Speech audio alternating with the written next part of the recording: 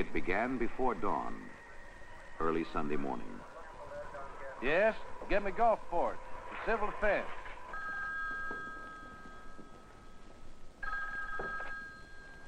Yeah? Wade? Bill Tilson, Mobile Weather Bureau. Yes, Mr. Bill. Hate to wake you, but Camille's changing course, turning north now, instead of east. Looks like she's going to hit you right where you live. For 24 hours, the whole Gulf Coast has been on hurricane watch. People sleeping at their posts. And now... Harrison County Civil Defense to Biloxi CD. Come back, please. Yeah? Julie? Mobile weather says it's coming. Wake everybody up.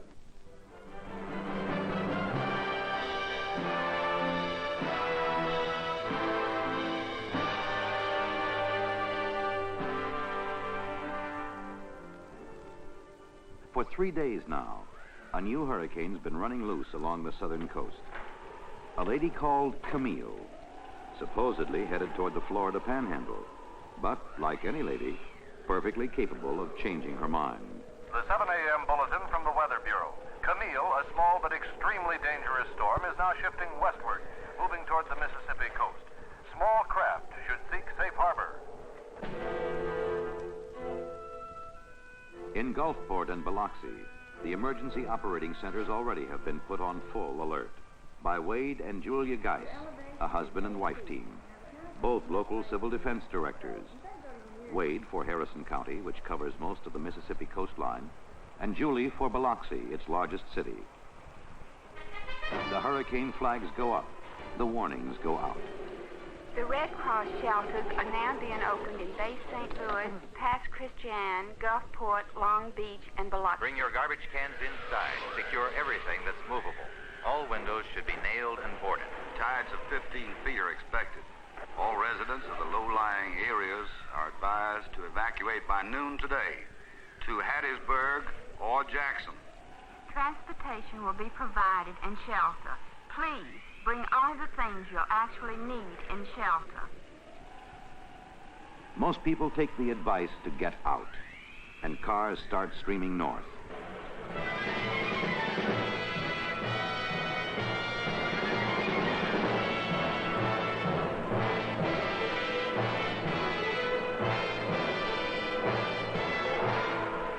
Early Sunday afternoon, Camille brushes past the mouth of the Mississippi. At first, she only blows a few shingles off the roofs. Then she begins ravaging the whole Louisiana Delta.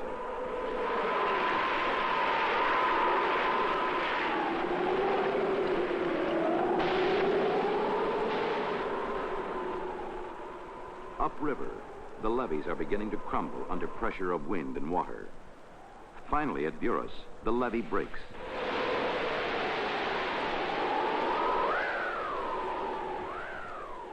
Time to get out. And now the few who lingered are running for their lives, north to New Orleans and safety. By late afternoon, advance winds are touching the Mississippi coast. The slowpokes are still gassing up. And civil defense workers and local police are going door to door, trying to rout the stragglers out. No, we're not getting out. Well, then, would you give me the names of your next of kin? Say, you're serious about this, aren't you? Mister, I've never been more serious in my life. Martha, let's pack up. But we'll get up on the 3rd floor. The water won't get that high. But if the 1st and 2nd floor go, the 3rd floor is coming down. Excuse me. Hiya, pal. Come in. Welcome to the hurricane party. 100,000 people have listened and left. Left behind, the young who think nothing can ever hurt them.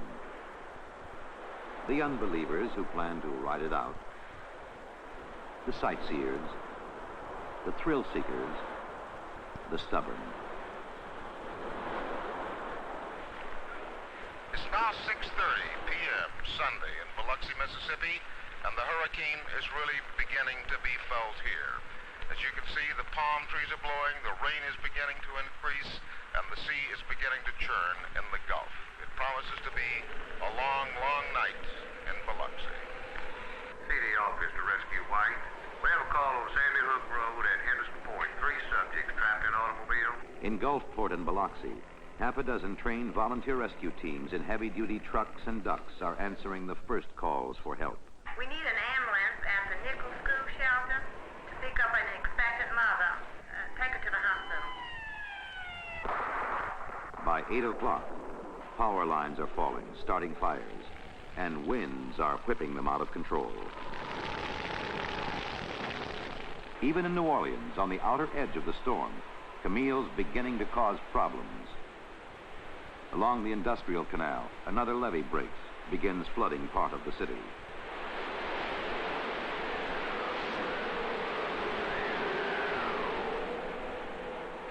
It's 10 o'clock in Biloxi now, and the eye of the storm, they say, is still over 2 hours away. The wind is so strong one can hardly stand up in it. The rain is torrential. Streets are flooded. We are cut off from the outside world in our motel here. There is no power. Everything is black. Rescue Red to CD control. Harrison County CD. Already one of Gulfport's heavy-duty rescue teams is in trouble. What's your 1020? Rescue Red has gone out on one mission too many. Their truck is swamped in the rising tide. To hell with the radio and the equipment. Abandon your machine. Power poles are falling. Live wires sizzling in the streets. Staying out now is suicide. Rescue Blue and White, come home. All rescue units, come home.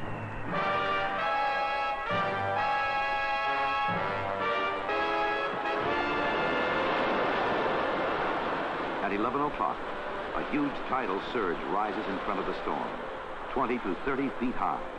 It sweeps inland with irresistible force, smashing boats, collapsing buildings, wrecking everything in its path. At midnight, the eye of the hurricane crosses east of Bay St. Louis, and winds of 200 miles an hour complete the destruction. Outside, in the wind and water, people are dying. But now, there's nothing anyone can do.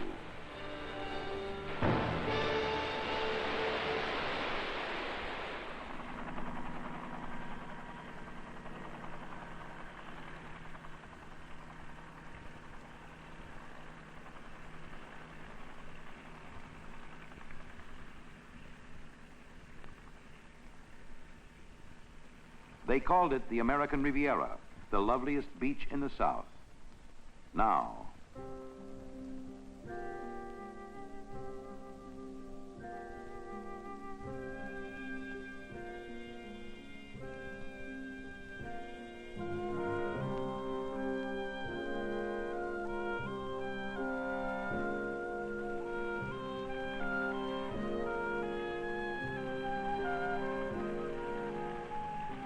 hurricane winds seldom top 120 miles an hour. Camille's have reached 200, tornado intensity. But cutting a wider swath than any tornado that ever lived. From Biloxi to Bay St. Louis, everything's in shambles.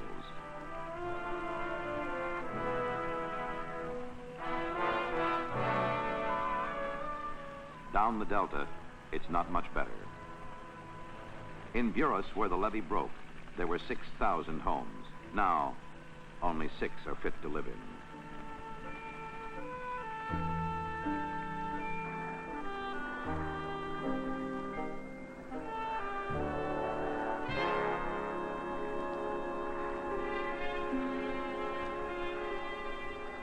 Everything's flooded out. Even the graveyards are 6 feet under.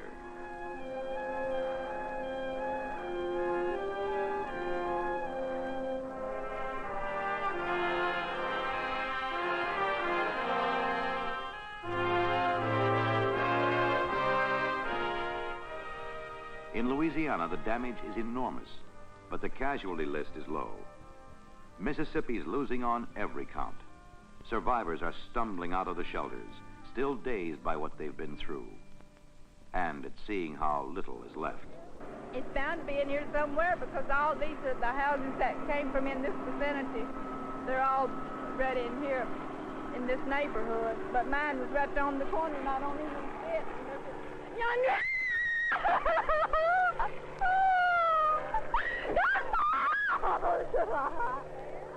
That grave yonder, that's my house. Some are lucky, others less so. You can't imagine devastation as complete as this. When we came over Monday, we thought we were going to still find our home. When we walked up the street and saw it level, we knew that whoever stayed would not be here. Here lie the Richelieu apartments in Pass Christian, where some of the tenants refuse to get out. But we'll get up on the third floor. The water won't get that high. Come in, come in. Welcome to the hurricane party. 24 people decided to ride it out at the Richelieu.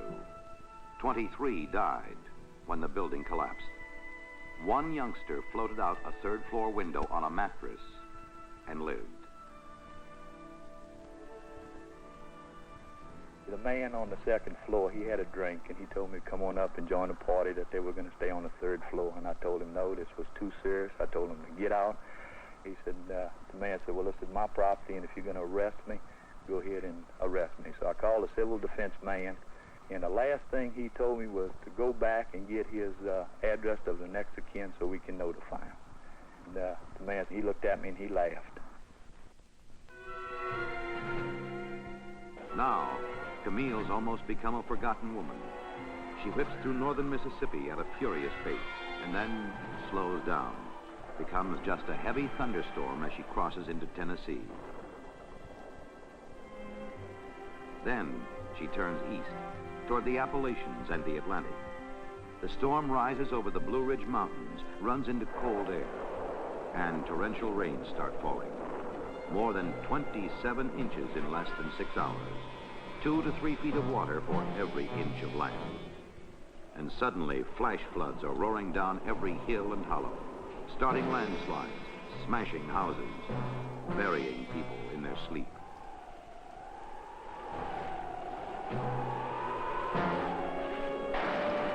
In the morning, every river in central and western Virginia is in full flood. The Ty, the Buffalo, Rockfish, Greenbrier, the Big and Little Kanawhas. Waynesboro is under 8 feet of water. Glasgow and Scottsville, 14. In Richmond, Governor Godwin put state civil defense in charge of all rescue and relief operations, backs them up with all the state's resources, beginning with the National Guard.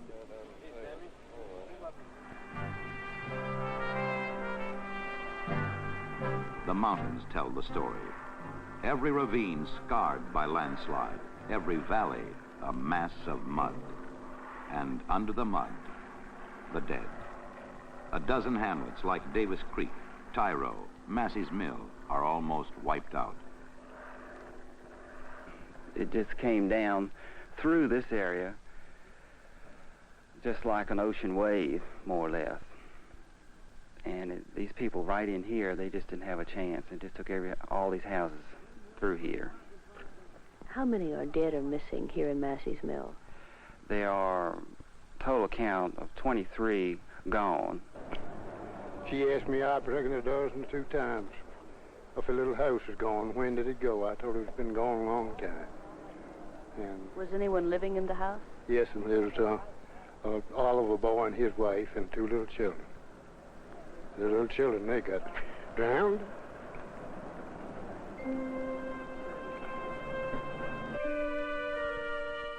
Bridges are out, highways buried. In many places, there's no way in except by helicopter. At first, everyone's going in circles. Then quickly it straightens out, and help begins pouring in.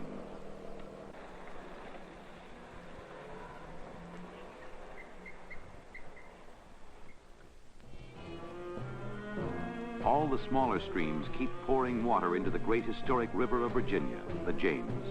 And from Lynchburg to Richmond, the cities downstream are in the deepest danger they've known in a century.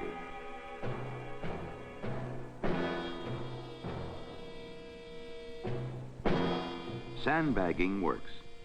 Some water backs up into Richmond through the sewer system, floods the low-lying areas, but the levees hold. One night of rain in the mountains has cost 106 lives. More than 75 are still missing. Almost as many lost as in Mississippi. But through quick work by disaster units, only 2 more people have died in the enormous floods that followed. In Mississippi, Gulfport clearly accepted the brunt of this storm. This downtown area, as you can well see, looks like a nuclear holocaust was here. There's nobody here yet because the National Guard and the state police are not yet letting anybody in. How many bodies have you found so far? This makes 19 for us.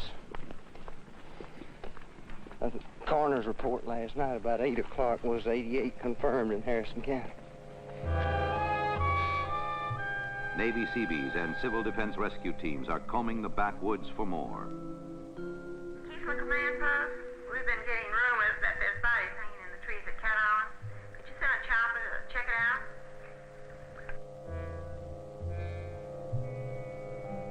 out? Up and down the beach, Coast Guard planes and choppers are searching the waters offshore for bodies.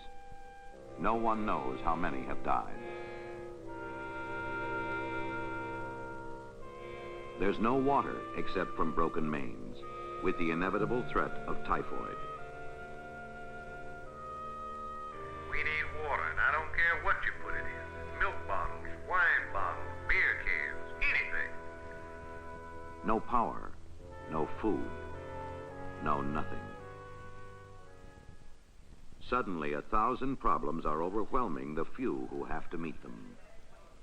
Ask them to please contact the Biloxi police, see if they can get a hold of them. Our radio's out. We cannot notify the law authorities here. Governor's Mansion to Harrison Civil Defense. Did Henry Carroll tell you about this man in Connecticut who's sending some water purifiers down? All righty. I got a message for Colonel Dent, State Civil Defense Director. Wade, do you have a 30K three-phase generator uncommitted? Careful, Skipper. We're uncrating one now. Hey, look, I can't find you a truck here, buddy. Oh, I don't need it. I got one. Oh, you lucky dog. Okay, if you can use them, we can get 2 units coming in from Pennsylvania with heavy-duty rescue trucks, generator, high-intensity lights, and 25 to 30-man crew. Yes, we need rescue units, but trained, self-contained rescue units. We can't feed them, we can't sleep them, and tell them to bring their own water. 10 for them. Help's a-comin'. In New Orleans, a Rampart Street parade to collect money for the hurricane victims. From California, Florida, a dozen states, food and clothing are being airlifted into Keesler Air Force Base in Biloxi. Volunteer rescue teams are coming in from everywhere. But more important in the long run, Air Force 2 is bringing in the Vice President, Secretary Romney, and the head of the Office of Emergency Preparedness, George Lincoln, who will have the job of coordinating all federal assistance to the stricken areas. To meet the governors, John McKithen of Louisiana, John Bell Williams of Mississippi, and try to get things moving.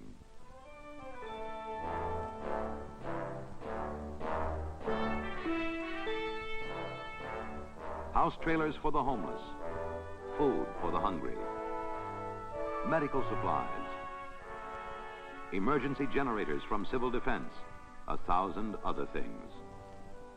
From Washington, John E. Davis, National Director of Civil Defense, comes in to confer with Governor Williams and local CD officials.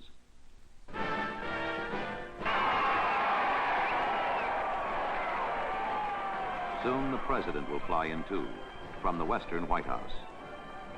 Mississippi, Louisiana, Virginia, and part of West Virginia have all been declared major disaster areas and will get all the help the government can give them.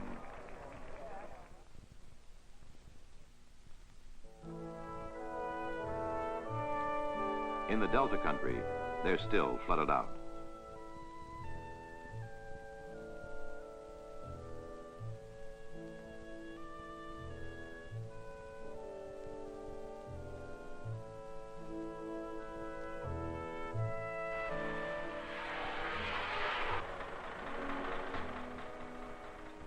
In Virginia, cleanup's already begun.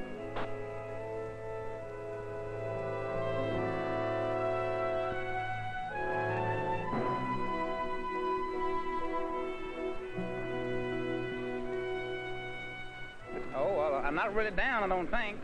Just a little wet, covered with mud. But I hope everybody in town sort of takes it on the chin and starts all over again. It's going to be tough. I don't know whether everybody can afford it or not, but I'm going to give it a whirl. What are you going to do for money? Who needs money? Just a lot of hope, right? Yeah, well, yeah, and a lot of credit, I hope. Everyone seems to be in high spirits. Why is that? I don't know. Mississippi is still in the worst shape of all, but food and clothing are pouring in, being distributed by Red Cross and Salvation Army.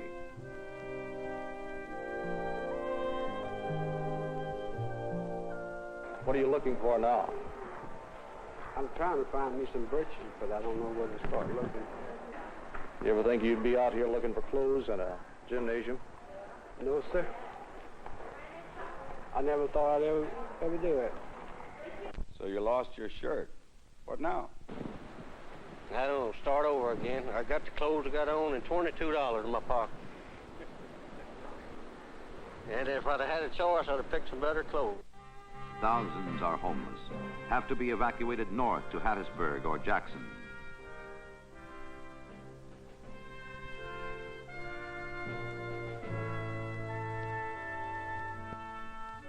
The sick and injured are being airlifted out.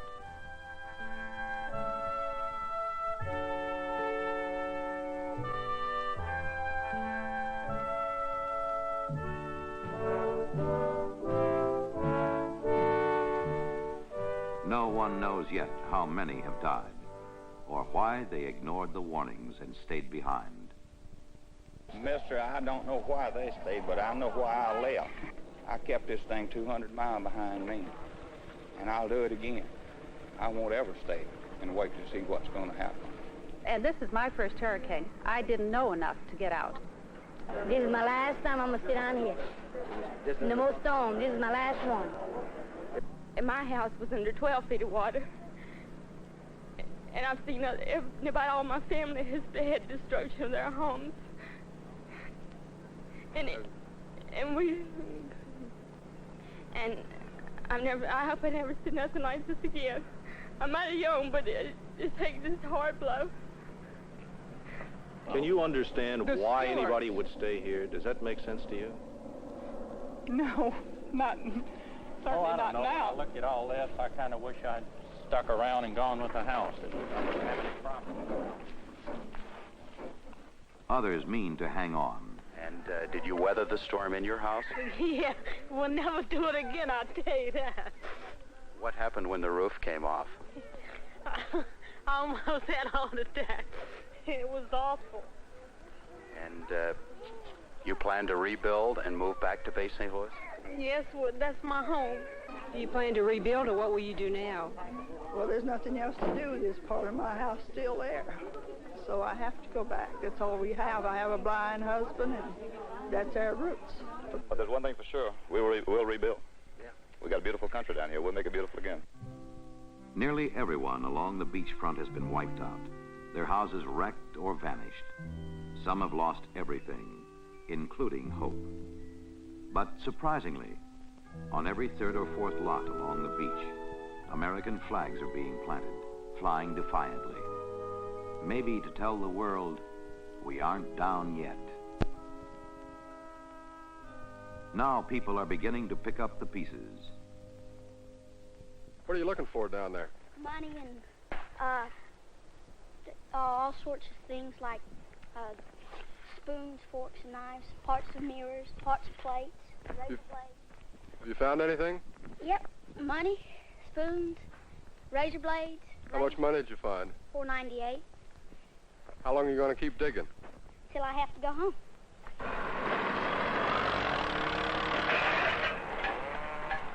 The monstrous job of cleanup's begun, and more than 8,000 military men, Army, Seabees, National Guard, Corps of Engineers, airmen from Keesler Field, are pitching in to help out.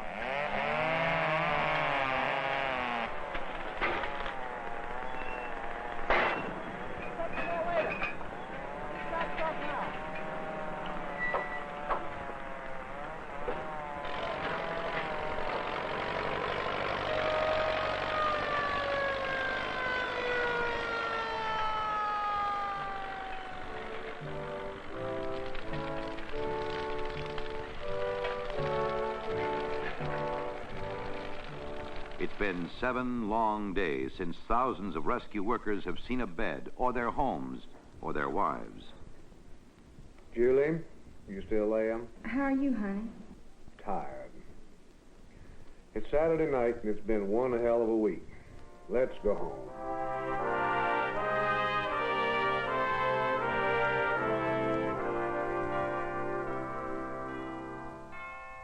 Sunday.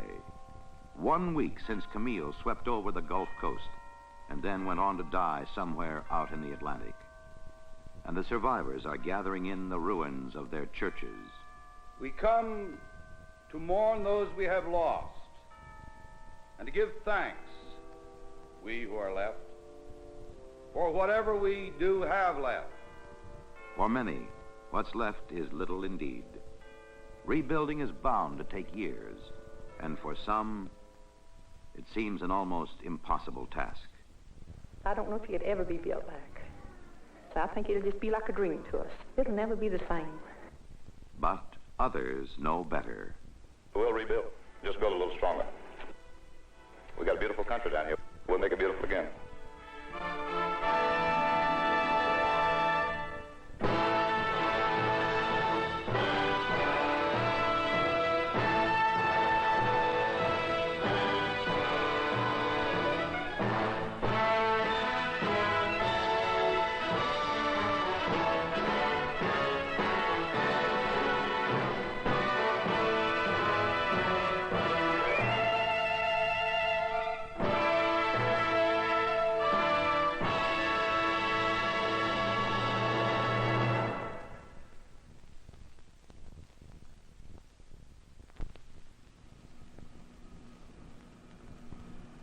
All right, you've seen what happened.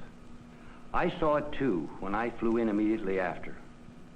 But the shock on the scene is 1,000 times greater than it seems on the screen. Suddenly, it hits you, and it hurts.